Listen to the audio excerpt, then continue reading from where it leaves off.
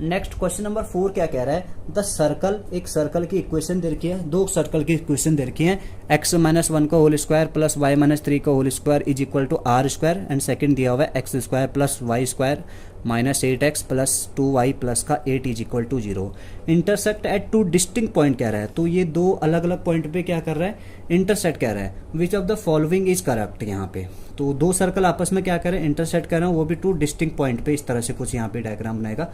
तो इनमें से कौन सा ऑप्शन सही होगा, तो ये आर की वैल्यू के लिए है कि आर की वैल्यू कहाँ लाई करेगी है। कुछ ऑप्शन है R1 होगा या R-1 से लेके 1 होगा इसके बीच में, एंड R2 होगा, या R2 से ग्रेटर एंड 8 से लेस होगा यहाँ पे।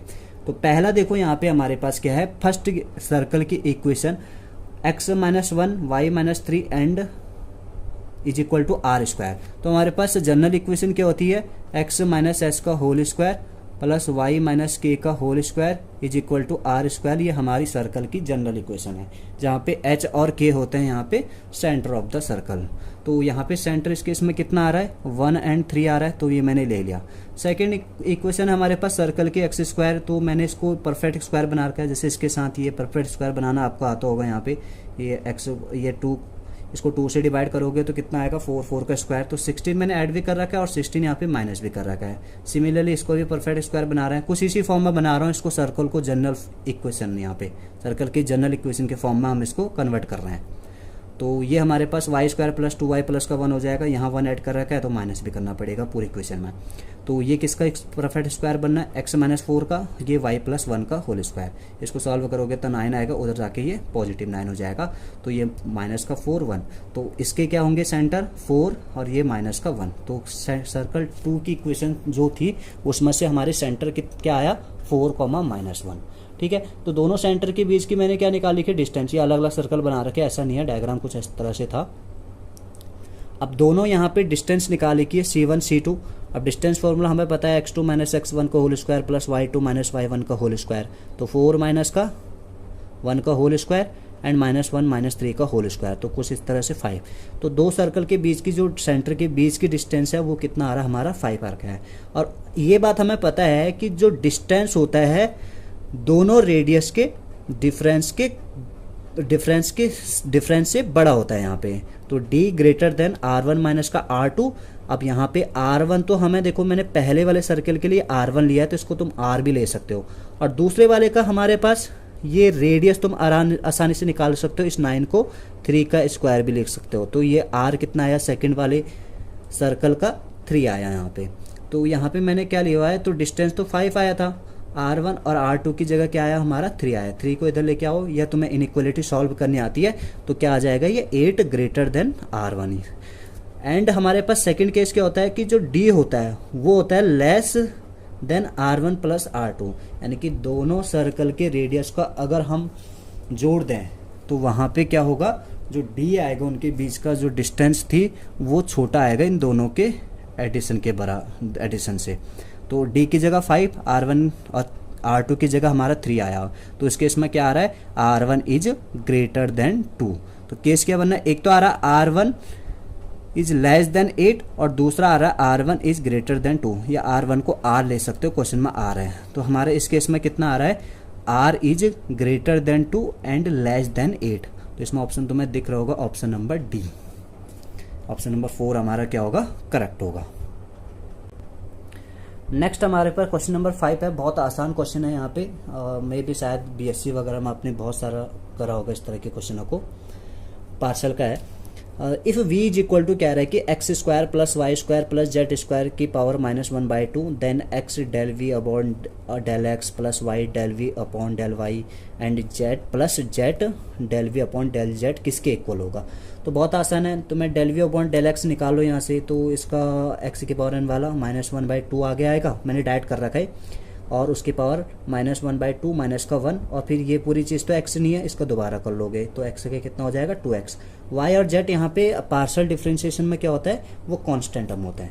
तो इसका कुछ इस तरह से 2 से 2 कैंसिल हो जाएगा, कुछ इस तरह से आएगा। उसी तरह से del v over del y इस तरह से मिल जाएगा तुम्हें, and del v over del z कितना हो जाएगा माइनस का जेड, ये इस तरह से मिल जाएगा, ऊपर उसकी पावर -3।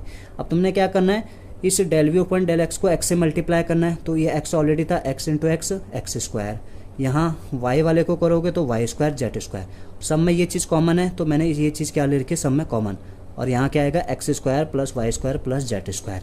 सेम चीज़ें बननी है दोनों, इसकी पावर 1 है, दोनों की पावर को ऐड कर लोगे तो कितना आ जाएगा -1/2, और -1/2 इक्वेशन में क्या आता है, इसी की वैल्यू कितनी थी, v थी, आगे से माइनस चला है तो ये भी हो जाएगा माइनस हुए, तो ऑप्शन नंबर सेकंड हम थर्ड यहाँ पे हमारा करेक्ट आंसर हो जाएगा। क्लियर है, बहुत आसान क्वेश्चन है। नेक्स्ट क्वेश्चन नंबर हमारे पास 6 कह रहा है let G be a group of order 30 and let A and B normal सब group of order 2 and 5 respectively, then order of G upon A B का ऑर्डर क्या होगा कह रहे हैं यहाँ पे। ठीक है, तो बहुत आसान क्वेश्चन है ये भी। If G is a finite group and H is a normal सब ग्रुप, तो ये हम जानते हैं कि order of G upon H क्या होता है, order of G upon order of H. H की जगह यहाँ पे प्रोडक्ट ऑफ 2 सब ग्रुप दिया हुआ है, नॉर्मल सब ग्रुप। ठीक है, तो उसके लिए भी हमें एक फॉर्मूला पता है कि ऑर्डर ऑफ ए बी किसके इक्वल होता है, order of A dot order of A B upon order of A intersection B. अब यहाँ पे क्वेश्चन में एक चीज़ ध्यान रखना है कि इस क्वेश्चन में हमें ये नहीं दिया हुआ है कि इनमें कितने एलिमेंट कॉमन हैं, जो 2 हमारे पास नॉर्मल सब ग्रुप हैं इसमें कितने एलिमेंट हैं, तो ये कॉमन ना देने का मतलब यहाँ पे मैंने 1 ले रखा है इसका ऑर्डर। ठीक है, बाकी ऑर्डर ऑफ ए और ऑर्डर ऑफ बी का तो मैं वैल्यू दी हुई है, तो टोटल इसका ऑर्डर कितना आ जाएगा, 10 आ जाएगा यहाँ पे।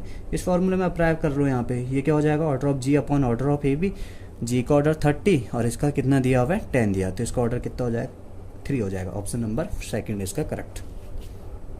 नेक्स्ट क्वेश्चन है हमारे पास क्वेश्चन नंबर 7, क्या कह रहा है, if x is equal to log sec theta plus का tan theta then cos hyperbolic x is equal to, तो cos हाइपरबोलिक x किसके इक्वल होगा, हम जानते हैं कि cos हाइपरबोलिक x किसके इक्वल होता है, e की पावर x प्लस e की पावर -x अपॉन 2। हमें क्वेश्चन में गिवन था कि x log sec theta plus का tan थीटा, log को इस साइड लेके आएंगे तो e की power x sec theta plus का tan थीटा। मुझे e की पावर x की वैल्यू तो मिल गई, मुझे e की पावर -x की वैल्यू चाहिए। अब उसके लिए भी हम देखो कुछ लेके आएंगे यहाँ पे। ये हम जानते हैं कि 1 plus tan square theta is equal to sec square theta, तो sec square theta minus tan square theta is equal to 1 हो जाएगा। ठीक है, इसमें a स्क्वायर मैंने b स्क्वायर का फॉर्मूला यूज कर रखा है, तो a plus b and a minus b, sec theta plus tan theta, sec theta minus का tan theta is equal to 1 हो जाएगा यहाँ पे। ठीक है, तो sec theta plus tan theta की वैल्यू हमें यहाँ से क्वेश्चन नंबर 2 में देख लीजिए, इक्वेशन नंबर 2 में, तो इसकी वैल्यू क्या है, e की पावर x है, तो इसकी जगह e की पावर x और ये sec theta minus tan theta, e की पावर x नीचे डिवाइड में आ जाएगा, तो यहाँ sec theta minus tan theta 1 upon e की पावर x, ऊपर आके e की पावर माइनस x। मुझे e की पावर x की वैल्यू भी मिल गई एंड e की पावर माइनस x की वैल्यू भी मिल गई। इस इक्वेशन में पुट अप कर दो, तो cos hyperbolic x is equal to e की पावर x की वैल्यू sec थीटा प्लस का tan थीटा एंड e की पावर माइनस x की value sec theta minus tan theta, तो 10 से 10 कैंसिल हो गया, 2 sec थीटा, तो 2 से 2 भी कैंसिल, cos हाइपरबोलिक x किसके इक्वल होता है, sec थीटा के। ऑप्शन नंबर डी हमारा करेक्ट हो जाएगा। आई होप क्लियर हो। देखो ये क्वेश्चन थोड़ा आसानी से करने की कोशिश है बस आपके लिए।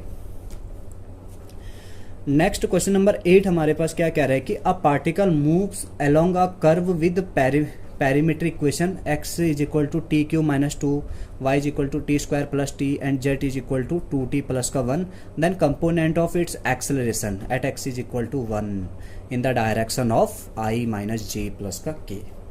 तो यहाँ पे एक्सेलरेशन का कंपोनेंट क्या होगा, यहाँ पे शायद सॉरी यहाँ पे ऑप्शन लिखना भूल गया, बट इसका आंसर आप देख लीजिए कि किस तरह से हम सॉल्व कर सकते हैं। ठीक है, तो सबसे पहले हम एक वेक्टर लेके चलेंगे, यहाँ पे एक ये वेक्टर हमने इसके अकॉर्डिंग आर वेक्टर लिया हुआ है, तो इसको हमने जो इक्वेशन दिए थे यहाँ पे, तो उसके अकॉर्डिंग हमने एक वेक्टर कंसिडर कर लिया इस तरह से।